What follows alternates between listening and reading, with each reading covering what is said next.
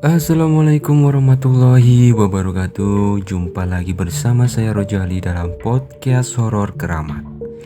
Seperti biasa pada malam hari ini saya ingin membawakan sebuah cerita horor untuk menemani istirahat teman-teman setia channel ini. Sebelumnya saya ucapkan banyak terima kasih untuk kalian yang telah klik video podcast ini. Semoga melimpah rezeki dan selalu diberikan kesehatan. Dan untuk puasa kali ini semoga puasa kalian lancar dan sampai akhirnya nanti lebaran tidak ada yang bolong ya. Video ini saya buat belum seizin penulis, jadi sekalian saya mohon izin kepada penulis untuk membawakan cerita beliau dalam channel ini. Dan saya ucapkan terima kasih yang sebesar-besarnya kepada penulis untuk izin yang telah diberikan.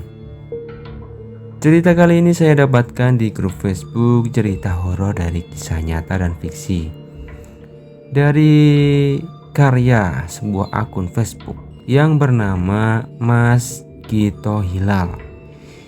Judul kisahnya adalah Tumbal Proyek. Sebenarnya ini belum ada judul ya, cuman dari ceritanya saya berikan judul sebagai Tumbal Proyek. Penasaran? Oke. Kita matikan lampu dan mulai kisahnya.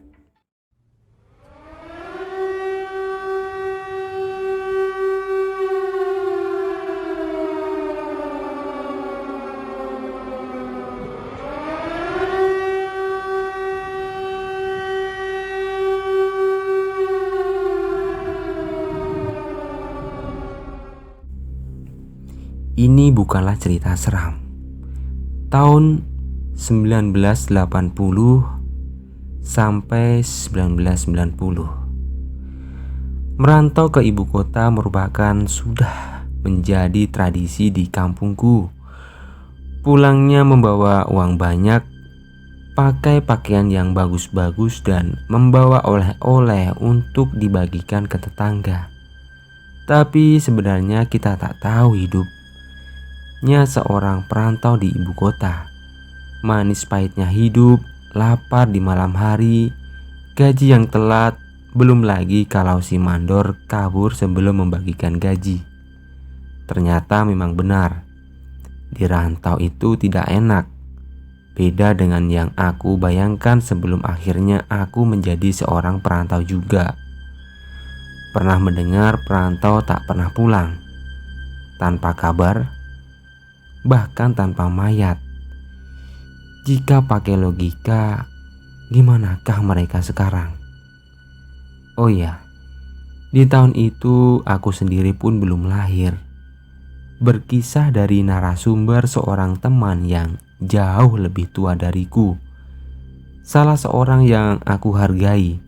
Salah satu orang yang tahu seluk-beluk ibu kota pada tahun 1980 sampai sekarang. Maman. Ya, nama samaran.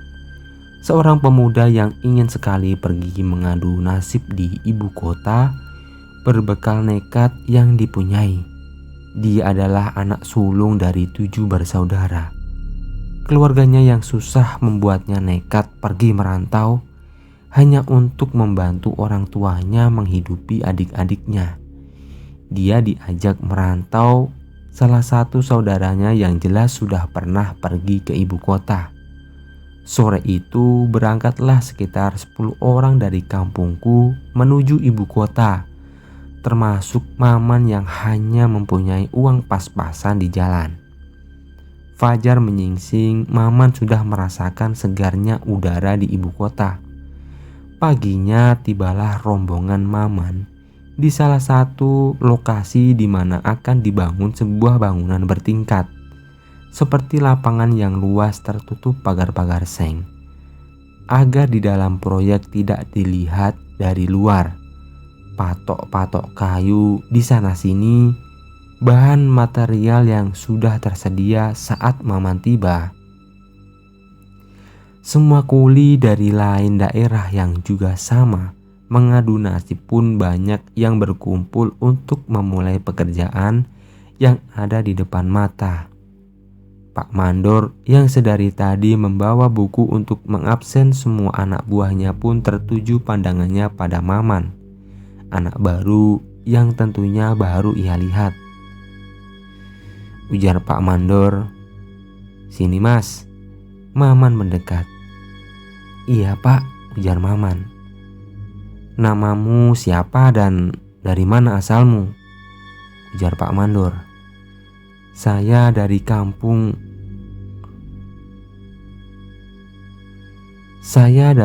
ini Pak. Saya kesini sama Pak Lek saya, Pak Parjo." "Kalau begitu kamu tetap di rombongannya Pak Parjo saja." Lalu menanyai rombongan-rombongan lainnya. Hanya ada satu orang di antara mereka yang tidak punya rombongan, namanya Rio. Orang itu dari luar Jawa. Dia sendiri yang meminta pekerjaan pada Pak Mandor sebelum rombongan Maman sampai di ibu kota. Sambil berjalan menunduk, Maman mengikuti perintah Pak Mandor. Parjo adalah adik dari ibu Maman. Dia kenal baik sama Pak Mandor. Pada hari itu juga mulailah pengerjaan proyek tersebut. Banyak titik-titik yang harus digali dengan kedalaman orang dewasa. Lanjut, tiba saatnya di hari pengecoran. Banyak yang harus disiapkan. Semua kuli terlihat sibuk pada hari itu termasuk Maman. Pak Mandor entah sengaja atau tidak, dia menjatuhkan alat tukang yang berada di ember tepat di lubang galian yang akan dicor.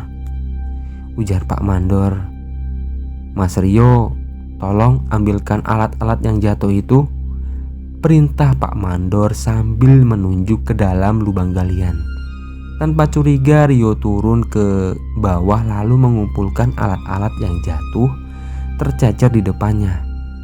Yang Maman tak mengerti kenapa semua rombongan, kecuali rombongan Pak Parjo, tak mendekat seperti rombongan lain yang mendekat berkerumun di pinggir lubang karena isyarat dari Pak Mandor.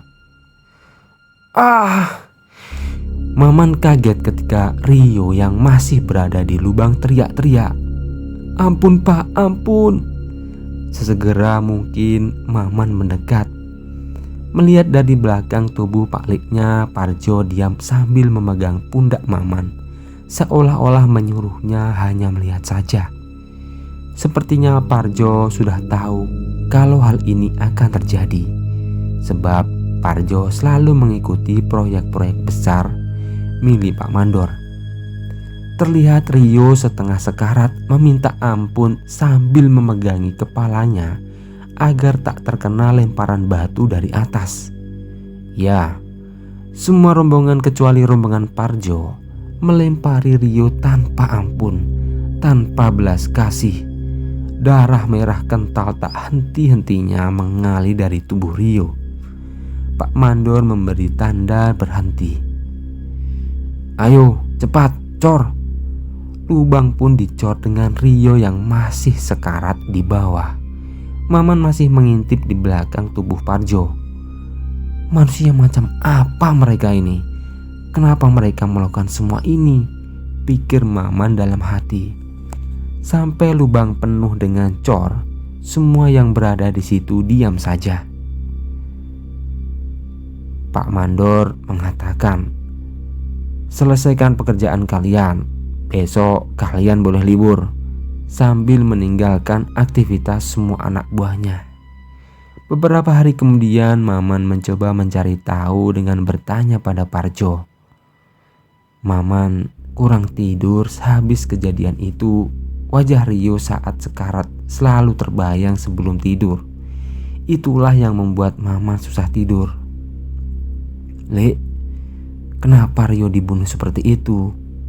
Sebelum Maman melanjutkan pertanyaan yang lain, Parjo mencoba menjelaskan. Memang sulit dipahami, tapi Pak Mandor selalu menumbalkan seorang ketika dia mendapatkan proyek besar. Itulah kenapa aku mengajakmu membawa rombongan. Jika kamu nekat pergi merantau sendirian, nasibmu bakal sama seperti Rio. pergi merantau tanpa kabar, tanpa mayat. Kebanyakan hal itu terjadi kepada seseorang jika pergi merantau seorang diri. Akhirnya Maman jatuh sakit. Mungkin dia terbayang-bayang Rio saat sekarat. Maman minta izin pulang kepada Parjo, dan Parjo meminta untuk tidak bercerita hal itu kepada siapapun tentang hal itu. Sekian cerita ini. Semua nama di atas telah disamarkan. Kisah ini diceritakan kepadaku tahun 2007. Ya, mungkin itu saja cerita yang bisa saya bagikan kepada teman-teman. Bagaimana pendapat kalian mengenai cerita barusan? Berikan tanggapan kalian ya di kolom komentar.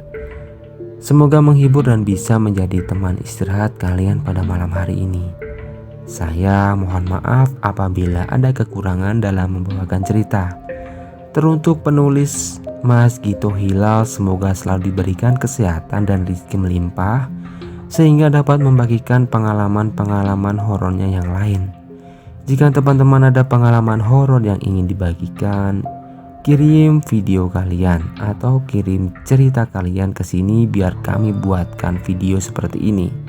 Email kami cantumkan di deskripsi. Saya Rojali, pamit undur diri. Jangan lupa subscribe channel ini. Wassalamualaikum warahmatullahi wabarakatuh.